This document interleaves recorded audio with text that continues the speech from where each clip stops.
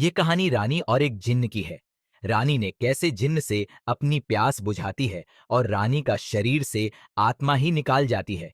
कहानी को पूरा सुनिएगा, मजा आएगा। तो चलिए कहानी को शुरू करते हैं। बहुत समय पहले एक विशाल और शक्तिशाली राज्य था, जिसके नाम काम राज्य था। यहाँ राज्य अपनी समृद्धि और भव्यता के लिए प्रसिद्ध था। उसकी चमकती आंखें, सुनहरे बाल और रेशमी त्वचा ने हर किसी का मन मोह लिया था। लेकिन रानी की असली ताकत उसकी बुद्धिमानी और राजनीति में गहरी समझ थी। वह सिर्फ सुंदर नहीं थी, वह अपने विचारों और योजनाओं से राज्य की शक्ति को बढ़ाने में राजा आदित्य की मदद करती थी। लेकिन रानी समृद्धि की जिंदगी उतनी खुशहाल नहीं थी जितनी वह बाहर से दिखती थी।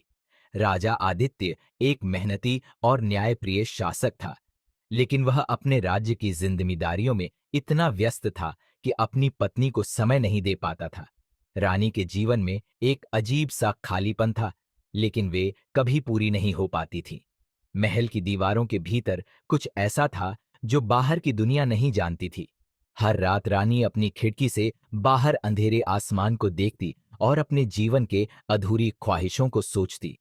महल के नौकर चाकर भी उसकी आंखों में छिपे दर्द को समझते थे, लेकिन कोई भी कुछ कहने की हिम्मत नहीं करता था। रानी का अकेलापन धीरे धीरे बढ़ता जा रहा था। उसे ऐसा लगता था जैसे उसकी आत्मा कहीं खो गई हो। उससे अपने अंदर एक अजीब सी बेचैनी महसूस होती थी, जिसे वहां समझ नहीं पाती थी। एक दिन रानी ने फैसला किया कि वहां महल से बाहर निकले। वहां अपनी बहन राजकुमारी नैना के साथ जंगल की सैर पर गई। नैना रानी की एकमात्र दोस्त थी, जिसे वह अपना दिल खोलकर सब कुछ बता सकती थी। जंगल की ठंडी हवा और चिड़ियों की मधुर आवाज ने रानी के दिल को थोड़ी राहत दी। लेकिन अचानक उनकी नजर एक बूढ़े साधु पर पड़े, जो पेड़ के नीचे ध्यान में बैठा था। साधु की उपस्थिति रहस्यमयी थी। रानी ने साधु से पूछा, ए साधु, तुम कौन हो और इस सुनसान जंगल में क्या कर रहे हैं?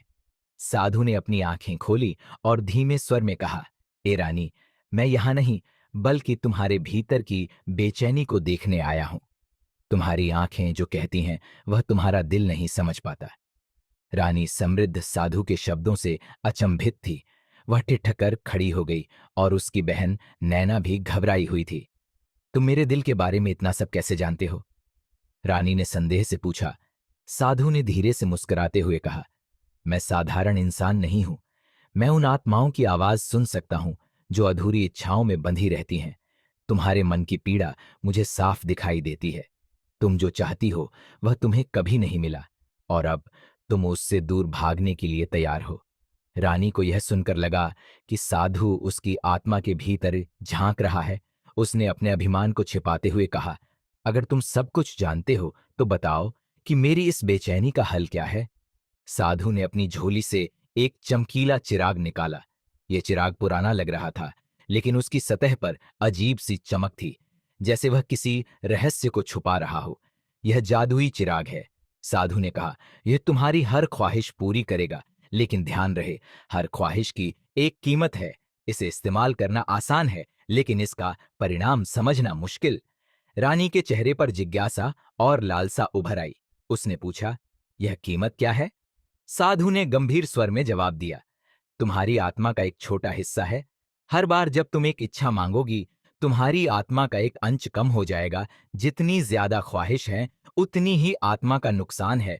लेकिन मैं तुम्हें चेतावनी देता हूं रानी, यह चिराग तुम्हें अपनी इच्छाओं का गुलाम बना सकता है। रानी ने साधु की बातों को सुना, लेकिन